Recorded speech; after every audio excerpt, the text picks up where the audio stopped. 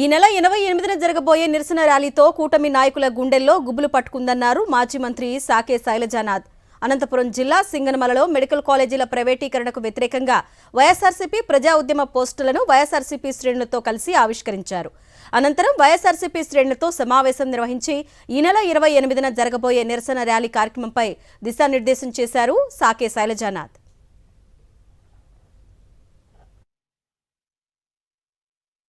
అసలు ఒక private medical college ఉంటే మనం అక్కడ రోడ్డు పైన భయంగా ఉండాలి. అదే ప్రభుత్వ మెడికల్ కళాశాల, ప్రభుత్వ ఆసుపత్రులు ఉంటే మనవి కాబట్టి ధైర్యంగా ముందుకెళ్తాం.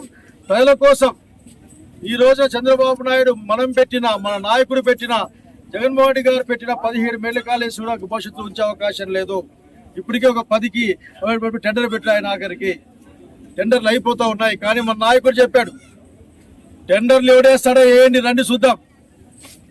టెండర్లు వేసినా సరే వచ్చేది వైఎస్ఆర్సీపీ ప్రభుత్వమే, కాబోయేది జగన్మోహన్ రెడ్డి సీఎం మాత్రమే.